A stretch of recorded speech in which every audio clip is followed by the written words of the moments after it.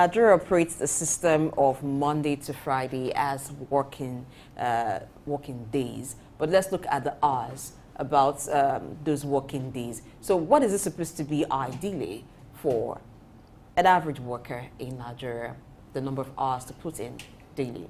Okay, thank you very much. In terms of principles and practice, you're supposed to put a minimum of 40 hours, which amount to about 8 hours daily in the workplace. In Nigeria is Monday to Friday. Once these periods have been used properly, then you can talk about other issues like overtime, pay, which is the discretion of management. The laws does not appropriately speak to what should be paid for overtime beyond the 40 hours minimum threshold. So, but in Nigeria, between 40 hours and 48 hours a week, which translates to about an average of about 8 hours daily. Now, the Labour Act stipulates that for every worker who works for 6 hours, you're entitled to 1 hour rest. Talk to us. What's the level of compliance as far as Nigeria is concerned? I think there's a level of compliance. What you mean by rest in terms of what is established in the employment law book is simply your break hour. So which most companies, the window of that, a minimum of 1 hour for rest is used by various organizations, both private and public sector. So that is respected. We should call your break hour. But in terms of practice, the hours are not sacrosanct for some people. But if it's in factory where you have a process arrangement, then the hours are specific. At a certain time when you go on break, then you go to the canteen to have your meals. But in another private sector regime, you can take your break as specific, but you're entitled to that 1 hour window, which the management has approved in line with the employment law as stipulated. Let me add this to it. How well should a worker utilize the rest hour in order to get efficiency? Because you discover most of the time, especially when you work in a factory, you see other people even using the rest hour to work and to solve some other problems. How effective should it be so that at least the purpose can be achieved? No, essentially for, particularly from the factory level, people are expected to rest properly during those break period. But then the impact normally is for you to have some stability in terms of what you do. So it's encouraged. HRO practitioners always encourage people to observe that 1 hour rest so that they can recuperate properly, and when they go back, they can focus on their job. Now, the issue of work hours and rest period is usually not a problem in the public sector. It's in the private sector that it becomes an issue, where apart from working Monday to Friday in the private sector, some do weekend jobs, which brings me to overtime. Would that be considered as overtime, or is still within the regular working hours when workers do weekend duties? Again, in the concept of what you call collective bargaining, whatever arrangement that you have with your employer are stated essentially in your employment letter. So if there's a need for you to work on Saturday, depending on the kind of contract arrangement that you have with your employer, but the law does not really specifically say what you should pay for overtime. Such overtime are normally arrangement between the employee and the employer, and these are spelled out by managers and supervisors. So that again is an internal mechanism in terms of what you sign to in law. So, but the minimum threshold of Monday to Friday is what the law recognizes. So other kind of work arrangement becomes discretionary based on the relationship between employer and the employee. You earlier stipulated for 40 hours. What do you make of this arrangement where the norm here is you resume 8 o'clock in the morning and 5 p.m. you're supposed to wind up for the day, which usually in the civil service is like that? Will you consider that to be overtime if you're saying 8 hours per day? 8 a.m. to 5 p.m., that's more than the stipulated time? Yes, what it is. It cuts across from Monday to Friday. Yeah, the point here is that for regulatory framework, there are minimum thresholds. So whatever happens between you and your employer is discretionary. So you can work. Like managers are normally not paid overtime most times. But then if you have some job to cover, then there's a need for you to finish those jobs. So if you put additional hours, what is a bit sacrosanct to a large extent is what the law has given as a minimum threshold. So once you operate within those framework, then it's okay. But every other things become discretionary, dependent on the kind of contract that you have signed with your employer. So the law does not really specify certain things. So within that framework, once the regulatory framework is able to capture what it is in the books, then you are good to go. Okay, where it is not captured in any agreement, the aspect of overtime, are employers obligated to request the consent of their employees before engaging them in overtime duties?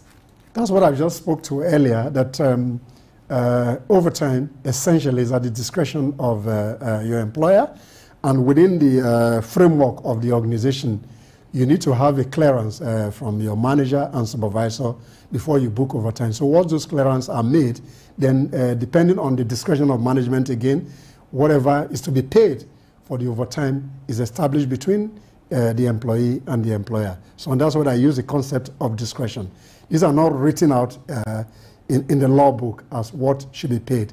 So that, again, that discretion is within who is employing who, and what kind of regime do you subscribe to within the framework of employee-employer relation. I don't think that is quite clear, because I'm looking at the angle where it is the employer who needs the employee to do some overtime, not the employee volunteering or wanting to do some overtime. So should the consent of the employee be sought before the employer engages them to do overtime duties? Of course, that's the point I've just made. Maybe okay. I was not clear in my explanation. That for you to do overtime is at the discretion of management. So when management have a need for you to do overtime, then is agreed, and there's an agreement of what you should be paid for the overtime work that is put in. That's the point I just made, that it's discretionary. Then that discussion will be between the managers and their supervisors that we need to do X hour of work. Therefore, this is the rate at which you should be paid. Particularly from the factory regime, those regimes are already fixed within various companies, so people know what they will get if they do 1, 2, 3, or 4 hours overtime, as may be required by management or their supervisors.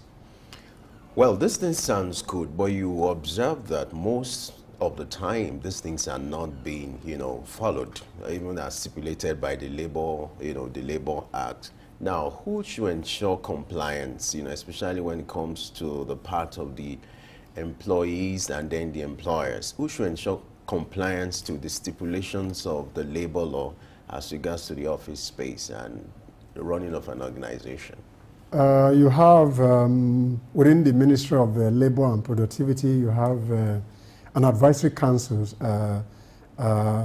in a tripartite arrangement with the private sector and some of the federal government agencies. The National Salary Wage Commission are responsible to have a way for people to be in line with the regulatory framework that is in place.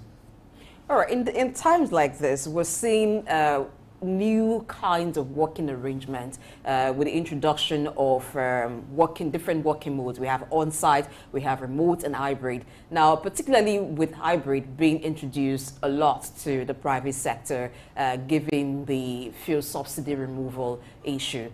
So how then should working hours be calculated when you have an hybrid situation? Again, these are within the internal framework of various employers. So is not cast in stone. So relationships are done based on understanding. So in this age and time, particularly with the advent of COVID, the future of work has been altered tremendously. So you have those who work remotely. So if you have to work remotely or hybrid kind of situation, it depends on the negotiation or what you call collective bargaining with your employer. So once those things are sorted out between employee and the employer, then whatever you subscribe to becomes your working arrangement. But whatever you do must be within the framework of law, so that you don't have an infraction into the legal framework that has been provided for us as a country. All right, let's look at the issue of sick leave, because sickness is inevitable, you know, for workers who give their best every day. What should be the ideal? You know, I want you to give like a form of tips to an employee who needs to go on sick leave. What should be the ideal and the process? I think within the framework, there is a provision for sick leave.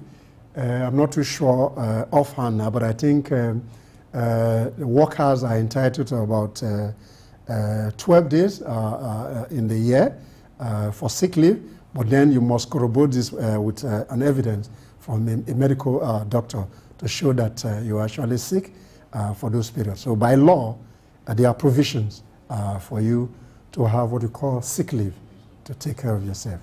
By HR provision, should it be before it happens or while it's happening? No, that's nobody has control over nature. Sure. We didn't create ourselves, so anybody can fall sick at any particular point in time. But what is important, because employees can be funny sometimes. Maybe they have opportunity to go for interviews, do some other things, or what they normally call a side hustle, and they pretend to be sick. But then, by law, if you are sick and you're away from work, you're supposed to provide a medical evidence to show actually that you were not okay. So that's, but if you have understanding sometime and you're putting in your best forward at work and people know your contributions are adequately appropriate, you are efficient in what you do, then some of these things don't even come to the fore in terms of understanding between employer and employee relation, which is a critical aspect of HR practice. Let's talk about public holiday. What is the general practice regarding holiday service and pay rates for workers who render service on public holidays in Nigeria? Okay, if the holidays falls on weekend, you are not entitled to anything by law.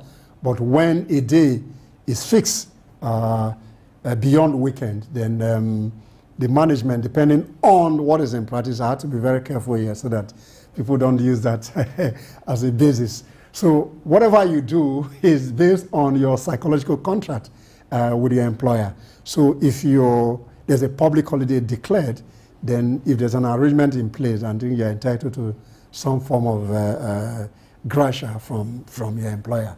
But again, this is not cast in stone, so it depends on the relationship between the employer and the employee. And I use my word advisedly because this is a very critical area of employee-employer relationship. So you're entitled to something if you work on holiday. But if the holidays falls on weekend, then nothing for the employee. You know, since the removal of subsidy, Nigerian workers, they've been going through a lot, you know, and there's been this argument about working remotely, you know, or a situation whereby instead of coming 5 days to the office, maybe 2 days in the week you work remotely and the other 3 days you're in the office. There's been an argument going on between employers and employees. Will you subscribe to the argument, the need to work remotely, given the present economic reality? Yes, post-COVID, working relationship has changed tremendously, and I think most employer, depending on the configuration of the job, then remote work or remote way to engage employee has become a reality of the moment, and I think most employer must recalibrate their HR practice in line with the new reality of the workplace. So remote work, okay, but there are equally principles around that. The human resources practice working some policy regime in terms of the way you work remotely. Even though you work remotely, there are certain behavior that you need to imbibe.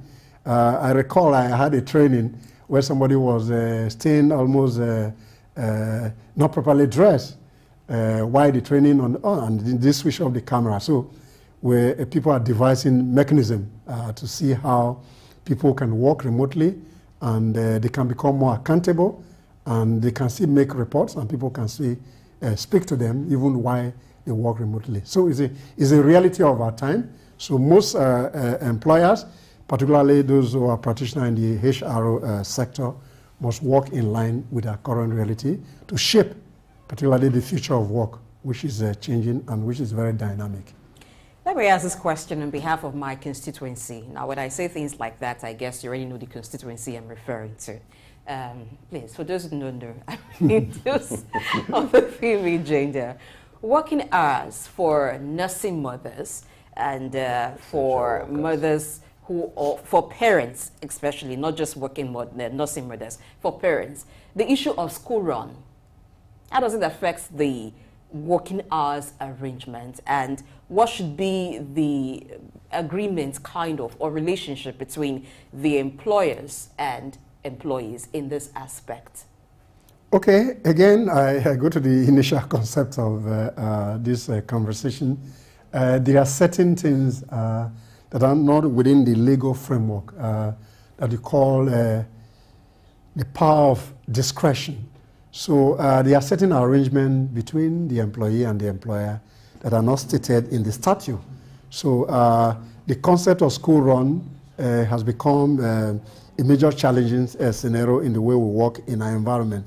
But more often than not, people use their rest hour period to do school run. But again, in an advisory capacity, these relationships are drawn between the employer and the employee. So we cannot really speak to a regime that is not supported by statute, but I do know that the arrangement towards those are, so people have their rest hour and sometimes they overuse those hours. So, but somebody who has managed a workforce in various scenarios, what is the key is that once you have an understanding, you take an hour to do your school run, then you should be able to put those hours spent to do those runs so that you become more productive and you pay back your employer who had given you that kind of leeway to be able to do certain things that are tied to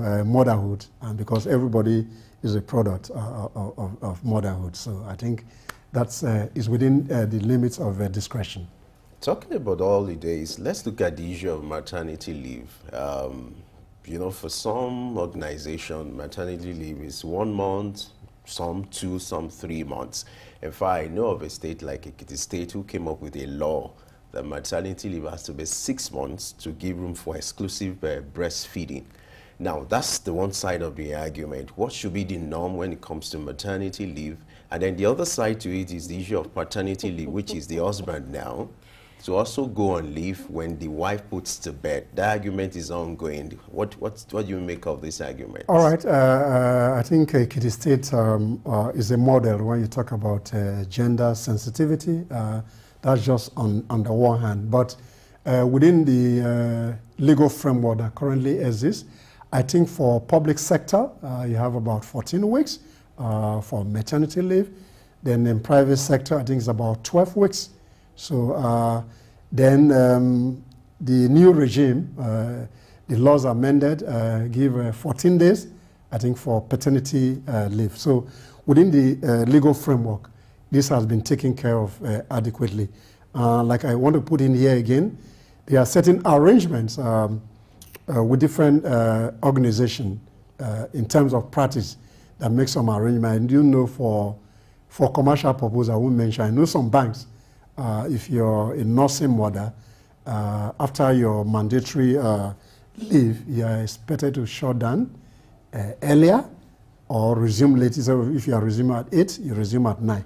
So these are discretionary, vary from one organization to the other. But the minimum threshold that I mentioned in terms of maternity leave, I think is 14 weeks for public sector. I think 12 weeks for private sector. Then paternity, 14 days.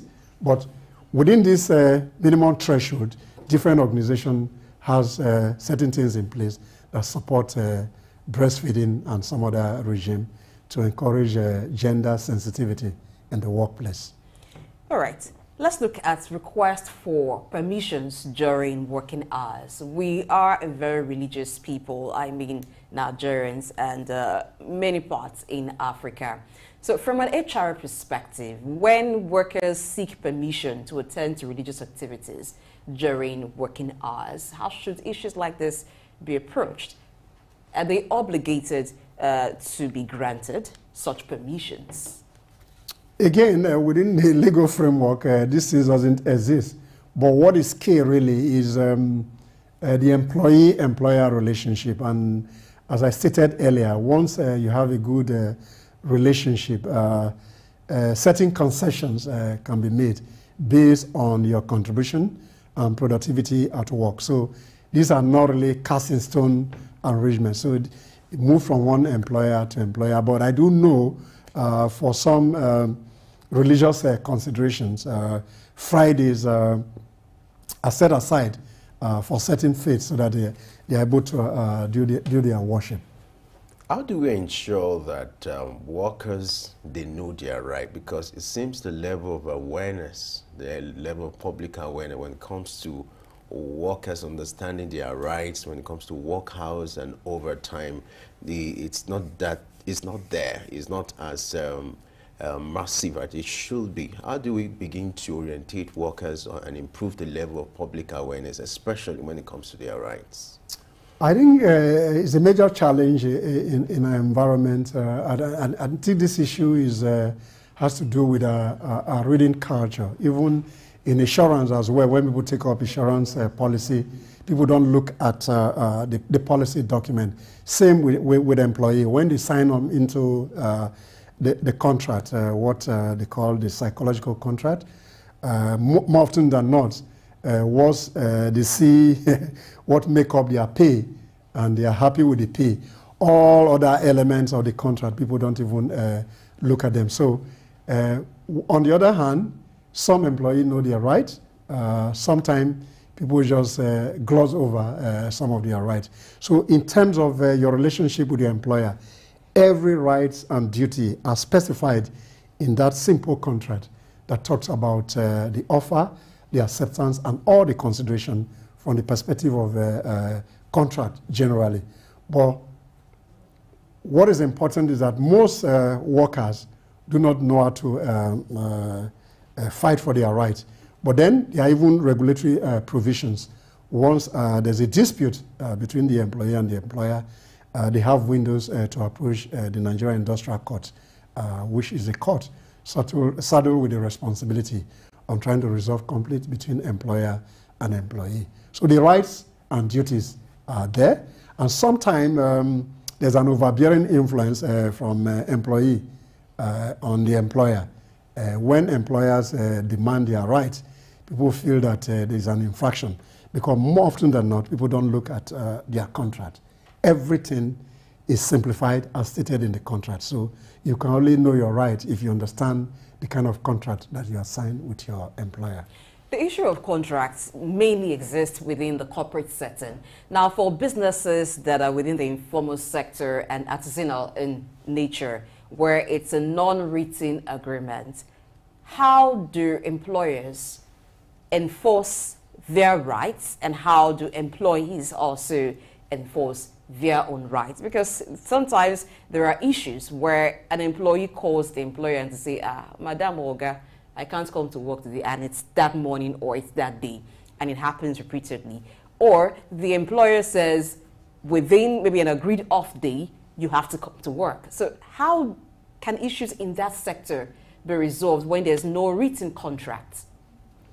Whether there are written contract and unwritten contract, once there's a relationship and you agree some terms, it's your responsibility, as it were, to abide by those contracts, whether they are written. But in our climate where people don't respect the rights of even the employer as well and the employee, these are critical issues that as we progress, we need to improve on that ecosystem so that people's rights are not jeopardized both ways. So there must be a mutual respect for both the employer and the employee. But in the informal sector, where there are no written means of engagement, then that becomes a major challenge in terms of enforcement if there are infractions.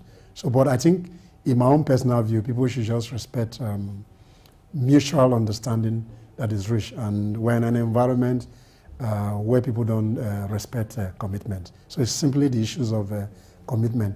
To what extent do people respect commitment? I think it's beyond the scope of this discussion, as it were.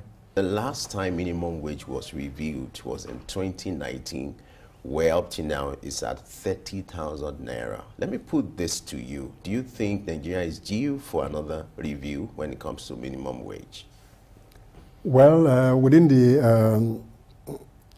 legal framework or policy framework from 1981, the National Minimum Wage Act that was reviewed in 2004, and the last one that was signed into law by Muhammadu Buhari, April 2019, made a provision that the workforce within Nigeria, whether private sector or public or private sector, that we have a need to have a minimum threshold for the payment of 30,000. But if you ask me, between 2019 and 2023, if you look at the rate of inflation, particularly food inflation, in the last 4 years or thereabout, I'm sure that the minimum wage of 30,000 can no longer take anybody to the market.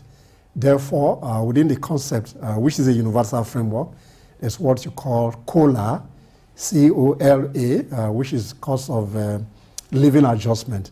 There's always a need to annually adjust wages in line with the minimum wage as stipulated by law. So I think there's a need to improve on that minimum wage, which is a minimum benchmark for employers to pay the minimum person on the payroll. So if you look at it from the point of view of inflationary trends, that 30,000 minimum has become a major challenge for the workforce, in my view. So there's a need not necessarily to review the law as it were, but then various unions that do collective bargaining for their workforce should find a way to see how that can be scaled up. But again, what is the ratio of productivity of the workforce? These are conversations that we must advance as we ask for more wages and salary. These are conversations. So what is the level of productivity? What is the efficiency of the workforce in terms of national productivity, in terms of organizational productivity? These are conversations that we must sustain to be able to see how we can do the COLA for Nigeria. All right, before we talk about performance evaluation, because that's the only way that the employer, in this case, is government, because the federal government of Nigeria has just done an upward review of workers' salary, can actually measure productivity. But let's come to the increase in wage. What impact will it have on the economy and on inflation? Well, the increase, in my view, first and foremost, is to motivate the workforce for better productivity. Whether there are issues of inflation, that's a different subject matter. But I think that, again, will be able to close the existing gap in terms of the previous earning and what is being approved for them to earn. I think the response, the negative response always is that because there's an increment in wage, even from the Udoji wage increase in the 70s, and their impact for those who are expert in terms of increment has always seen that once wages are increased or salaries are increased, the market forces will try to wipe out some of those things. So again, it's something that is debatable. It's good that their wages are increased. Whether inflation will take a greater chunk of the matter remain to be seen. Let's look at what played out between the federal government and the labor movement on Sunday. You know, the president during his address increased the minimum wage by 25,000 naira for federal workers. You know, it started with the junior workers, and eventually there was, you know, criticism and then prevailed on the federal government to increase it to cut across all federal workers. And what do you make of that development with the economic reality that we have now? Is it a good advancement, or Nigerian workers deserve more? I think so. I think for me is a kind of motivation for the workforce to put in their best. Labor, in their own right, we always speak for their workforce, but then this idea of always calling out for strike, personally I don't subscribe to that. The other mechanisms in terms of industrial relations strategy that people can use to improve on the employees' welfare and how government react to employment issues. So the increment is a welcome development, and I think that will inspire the workforce to put in their best, and then that may, to a very large extent, enhance national productivity, as it were. So what is the impact of this new minimum wage on different industries and sectors, whether the private sector or all other industry? No, I think this again will become a major challenge, particularly for private sector operator. And I do know that there's a tripartite arrangement between the organized labor and the government. When issues of wages come into stream like this, the National Salaries Wages Commission may meet in an advisory capacity to see how they can do work the way forward, particularly for private sector. But then there's a major challenge even for the private sector. The operating business environment has been very critical to business owner. So when you're not making profit, you're just struggling to break even. The issue of salary increase become a very difficult task between management and employee. Nevertheless, I think most companies will try and work out something in line with the existing reality on ground. But then the federal government on the other part must find a way to provide some incentive for private sector led organization to see how they can improve on their productivity so that they can sustain the workforce. All right, let's look at the minimum wage, comparing that with some other African countries. You look at the present 30,000 naira, that's like, if you look at the exchange rate, let's just assume that's almost like $30. You know, compared to other African countries like Gabon, Libya, who have up to like over $200 as their minimum wage. Nigeria is being regarded as the giant of Africa. Do you think in that regard there's a need to review our minimum wage and even the law itself? Yes, the law was just reviewed in January 2019. It was signed into law April by President Muhammadu Buhari. Yes, there's a need to review in line with the global best practice, and I mentioned the concept of COLA, which cost of living adjustment. Within that framework or that principles, yes, there's a need to review the minimum wage. But I have issues when people make a blanket comparison between countries, even within Africa. You must look at the workforce vis-a-vis the size of the workforce vis-a-vis what you pay out. And earlier today in your news review, Idahosa spoke to the issue of, he was trying to make a point about the way the public sector is configured in terms of productivity. So the point here is that if you are making a comparison between Nigeria and Gabon, whose population is just barely the size of Lagos, and the country with 214 million at the last count, then that comparison to a very large extent, I'm not speaking for the government, I'm just trying to see when we deploy data, we must put the data into perspective. So you can't compare the way people in Nigeria with a population of over 200 million compared to people that just has a population of 10 million.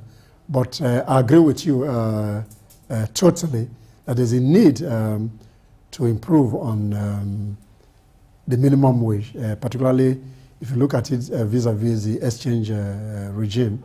$100 is about 100,000 currently. So, and that again is a major issue of concern. But you must equally balance productivity on the other hand, the ability to pay, sustainability of those payments. You have some private sector who promise people to pay X amount and they are not able to pay those salaries sustainably. And that becomes a major problem in terms of labor relations. All right, let's look at the arguments against minimum wage increase. Now, for some, it's about the workers deserving the minimum wage. By deserving, I mean equating productivity with the need for increment. So where evaluation has been done and to the, by the assessment of the employer, the workers have not been productive enough to deserve minimum wage. Now, does that mean that the minimum wage should not be increased, even where there are economic realities that calls for it? What should necessitate the need for increments in wage of workers? No, I just talked about the cost of living adjustment, what is called COLA. That's a global phenomenon that, based on inflationary trend, year on year, countries find a way to adjust wages. So to that extent, it's important that we must raise the level of wages. But on the flip side, employers are equally struggling in terms of the way to sustain those salaries based on equally the trends as well. So we must find a way to strike a balance between the adjustment that should be made in terms of minimum wage or cost of living adjustment vis-a-vis the levels of productivity or performance from various employee and the employer. So I think there are other windows by which employers can find a way to help the workforce. And we talked about remote working techniques, which is very critical, where maybe people are allowed to just come into the office maybe 3 days in a week and 2 days. That will help them to minimize the cost of transportation, cost of feeding at work. So, but these are ongoing conversations, and they are based on the discretion of management, and to what extent can individual company pull in a direction that they're able to sustain their workforce, at the same time able to pay salaries. Let's give a look at the remote work arrangement or hybrid situation. How does it impact efficiency or productivity at the end of the day? No, once the work processes, the key performance indicators are well sorted out, the job descriptions are well sorted out.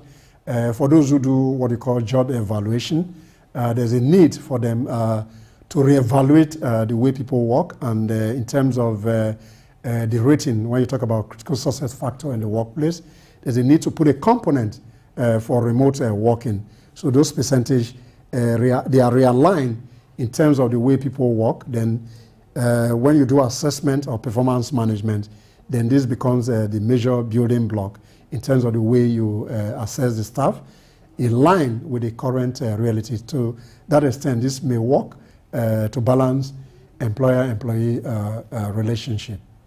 What do you make of this development where even some state governors or state government, some employers are finding it difficult to pay the minimum wage? You know, once the minimum wage is being signed into law, employers or players who are involved are compelled to obey the law and can be sued for not obeying the law.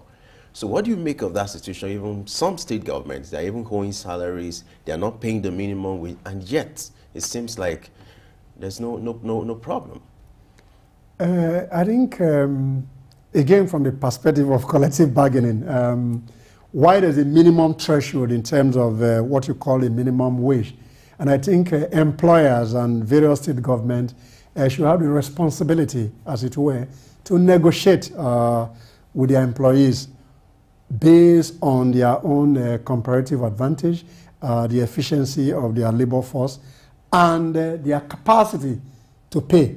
So this is a blanket statement that state A, state B should be able to pay same salary.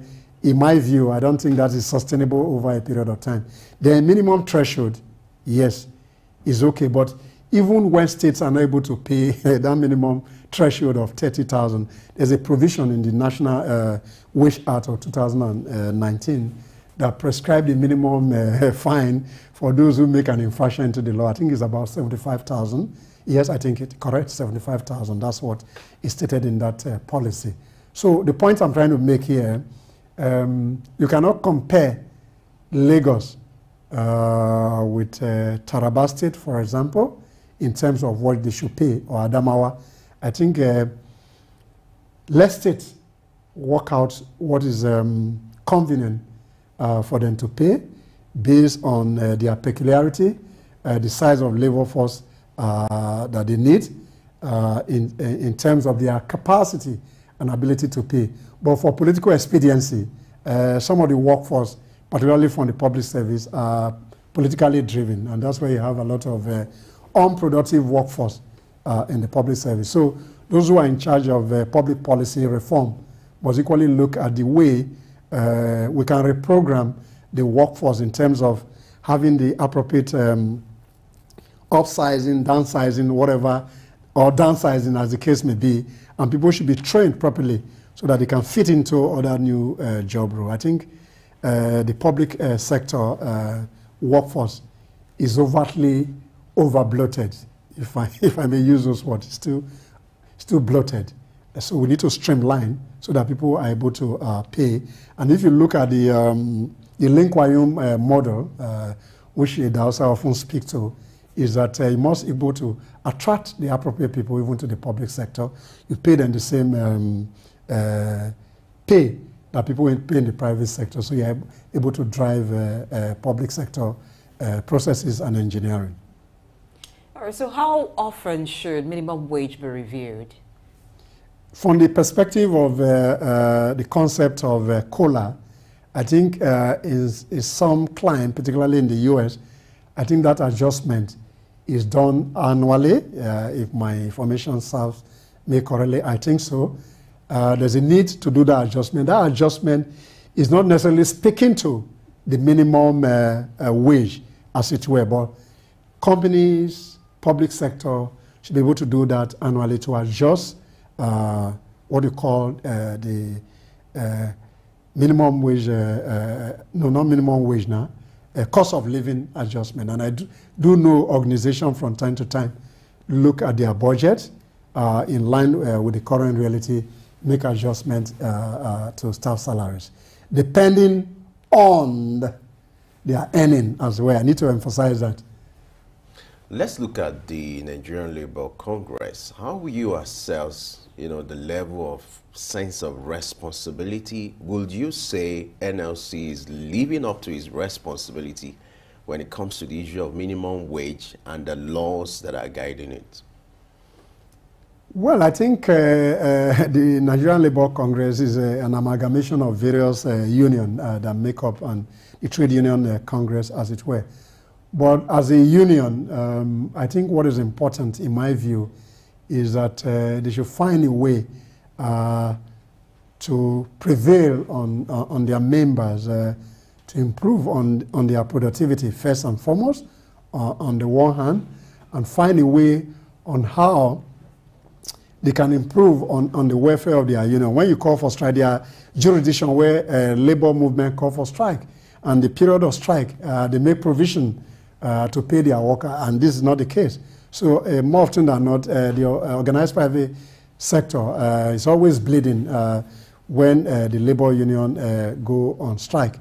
In terms of collective bargaining, labor representation for their member is okay. Where I have issue is the frequency of strike as always the options of dialogue. I think labor should move away beyond these strikes. To what extent can they improve on the relationship between labor and government?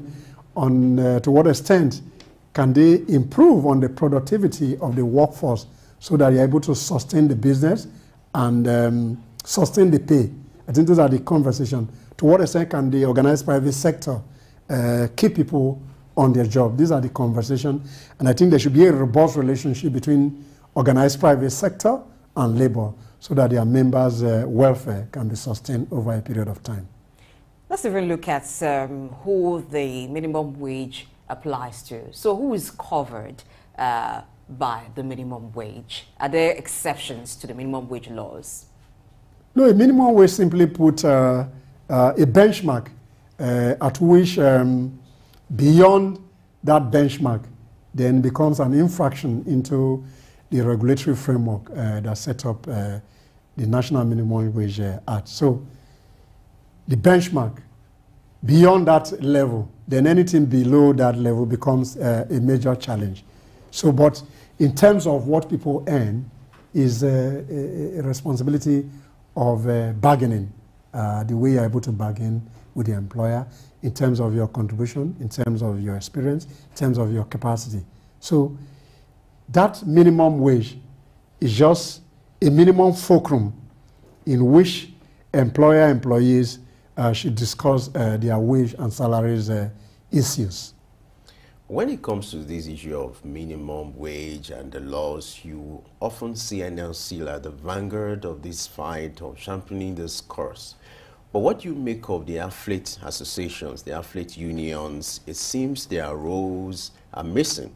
Don't you think they need to start complementing the effort of NLC, especially when it comes to the issue of minimum wage, compelling, employers to, obey the rules? And then when it comes to the issue of minimum wage, athlete union, for instance, you have that for journalists, you have Nigeria Union of Journalists. You hardly hear them talking about the minimum wage for journalists. Don't you think the athlete unions also need to start complementing the efforts of NLC? Femi, I think the challenge here is that for affiliate unions, they have engagement within their employers, within various sectors. But then some of the collective bargaining principles are not in the public sphere. So to that extent, various unions do this collective bargaining from time to time to improve on the welfare of the workforce of those various unions. But then the NLC is the umbrella body. In terms of advocacy, I think the NLC is louder in terms of the engagement with government, but various associations and affiliate body do the collective bargaining on behalf of the workforce. And I do know for sure with a company that I'm familiar with, I won't mention that name because of marketing issues so that you don't ask me to pay a bill.